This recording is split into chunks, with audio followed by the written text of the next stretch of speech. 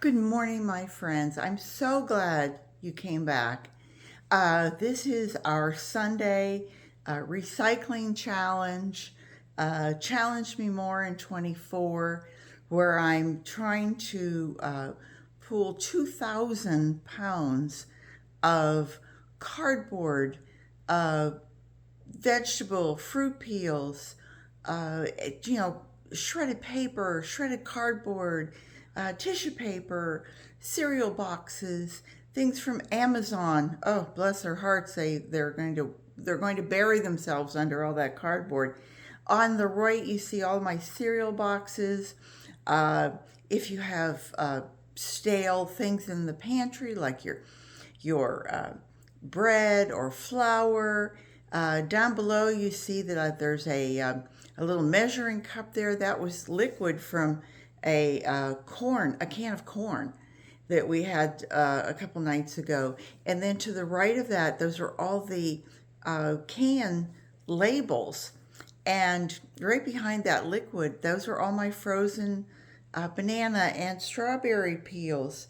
And I mean, if you have a banana that's gone bad, well, that can all go into your either feeding your worms or feeding your compost, or you can mix it up and just trench compost, or you can mix it up with if you took your bananas or onions, peels, and you soaked it in water and then fed the water to your soil, you are adding the potassium back into your soil. So there's so much you can do.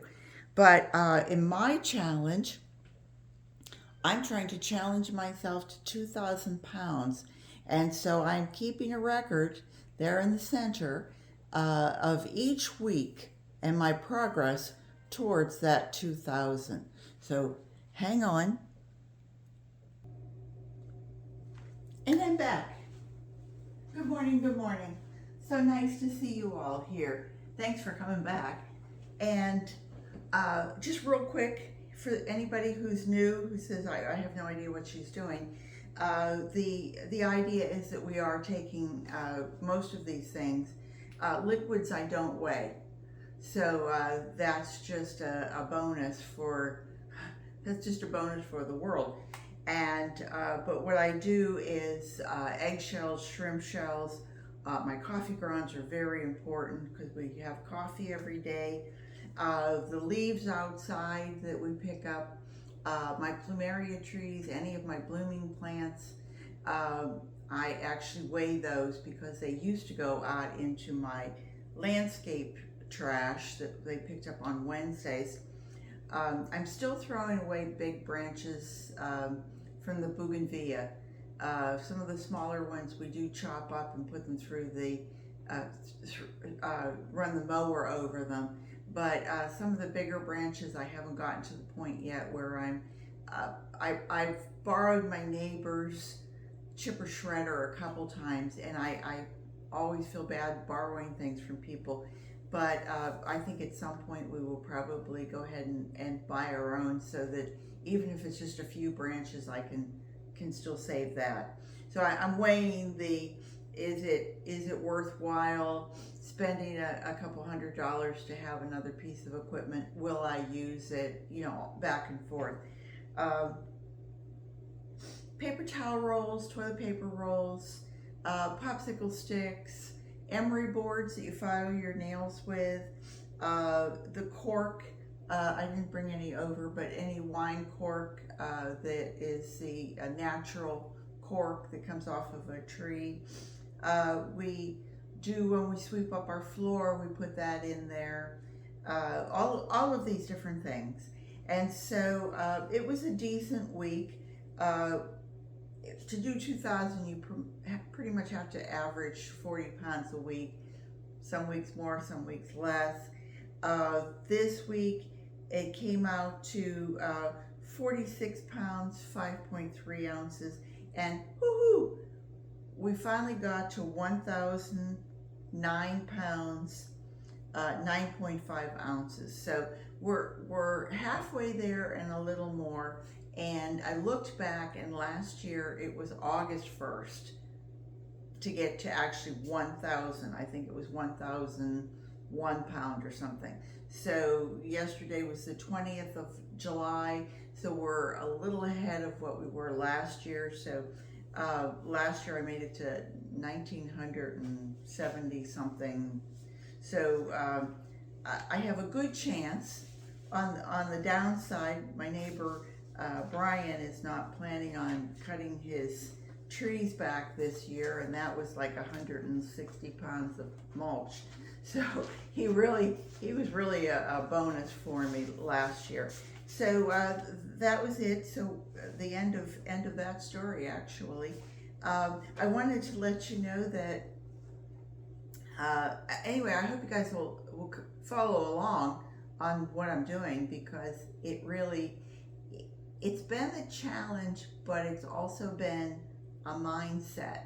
And it's like looking at a flight of stairs and going, oh, I have a 200-pound pack on my back, I'll never make it.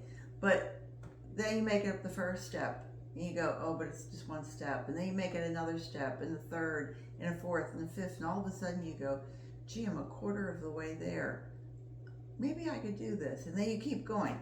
So you build on your small triumphs to get to a larger triumph. And the whole mindset is keep on going. Don't look back, just keep on going. And once you build on one goal, then keep moving yourself forward, because challenging yourself is really what puts one day in front of the other until you have no more days, and then you say, oh, okay, I did pretty well. Anyway, this week, last week I was working on Jack and Jill, my oblong worm bins. They had gotten too wet. We'd had a couple storms, and the spray, they're right against my screen on the back porch, and the spray from those storms came in and really wet down both Jack and Jill worm bins. And so two things were happening. The castings were way mature. They should have been harvested before that. I really wasn't feeding them on a regular basis. I was trying to add maybe ice cubes instead of just adding iced bottles. So that liquid was going, and then we had the rain. And so they didn't become muddy, but they became really heavy. So last week I tried to lasagna layer them with used tissues, which we use paper towel actually for sniffles. And so they got layered. I checked on them the next day, and I mean, those tissues, those paper towels were like, you could see the moisture level on them. They hadn't broken down or anything, but they were really absorbing it. So I'm hoping to have some progress with that, even if I have to hand sift and take out worms and try to let it dry out. That's one thing I hope you'll come back and check on. And the other thing is, this is Sunday the 21st. Saturday, July 27th, will be our wedding anniversary, and it'll be 51 years. So, and we haven't killed each other yet, we're still going. But we are going to Lake Placid, Florida, and Sebring, Florida. And it's just a little south of here. And it's really a neat place. We've been there a few times. It's very old Florida. They say there's less than 2,000 people who live in this whole community. It is the Caladium Festival. It's the Caladium Festival. I'm sorry, it's the Caladium Center of the world, because they produce, at least in the last 50, 60 years, they've produced 80% of the caladiums worldwide. I know there's other people starting to break into it, like Proven Winner is really taking off. But there's something like 14 families who own 11,000 acres of caladiums, and they compare it to the tulip festivals in Holland on probably a smaller scale. So we're going next weekend for just for a couple days, few days, and we want to.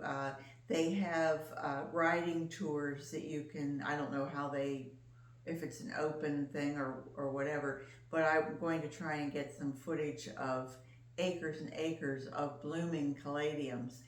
And uh, my friend Sandra over at Nana's Worms and Gardens, she said, "Will you be buying some caladiums?" And then she compared it to going to look at puppies. You know, we know you can't look at puppies without saying, "Oh, I have to bring one home." So I plan on buying some caladiums while I'm there to pretty up my yard for August and September and October, because caladiums here, they go dormant during the winter. But if you leave them in the ground, then spring, you know, about May or so, June, they start to emerge again. And some people actually lift them and then let them rest.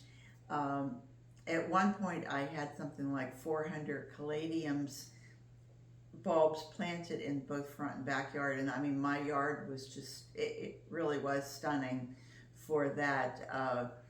July through about October was when they went. And but massive color, the colors are just marvelous. If you look up caladiums, you can buy them, and they, you know, like one bulb will give you 5 or 6 or 8 big leaves, and they look like a diamond head, arrowhead, and that shape. And then they have all different colors, and they're marvelous. It's like hostas, you know, they'll multiply and naturalize. So I'm all excited, and I hope that you will check out what I'm doing next week. I have to kind of like do a round robin where I check on all my worm bins over the next few days and make sure everybody's taken care of, so that if we leave and there's anything going on, it's only an hour and a half drive for us, which is so cool. And but we've only been there, I think, 4 times in about the last 10 years, because it is July in Florida, and you melt. You get out of the car and you know, 5 minutes and you're melting. And so this will be an interesting experience to see if I can keep on going. I think that's probably it. I hope you all have a wonderful week. This was week, did I tell you it was week 29? I believe it's week 29. Yeah, week 29. So we're going into week 30. We're in the home stretch. You know, you ask, why are we doing it? We're doing it to lessen the trash, improve the soil, grow organic. You become much more self-sufficient. The food that you do produce, hopefully, is more nutrient dense, and we avoid chemicals. When I have a problem now with aphids or something, I think, what can I do to reduce my chemical use? I have chemicals out in my garage that are probably 8, 10 years old, that I keep thinking, oh, I should get rid of that, or I should give it to someone. And I think, well, if I get desperate enough, I might have to use it. But so far, so good. So anyway, with that, I will say again, my new T-shirts, my Fresh Clean Threads is the name of the company, and I went out and I contacted them and I bought some more. So anyway, that's what you'll be seeing me in from now till eternity. I hope everybody has a great day, have a great Sunday, and a great week ahead. Remember, garden what you've got, and come back and see me again soon. Bye-bye.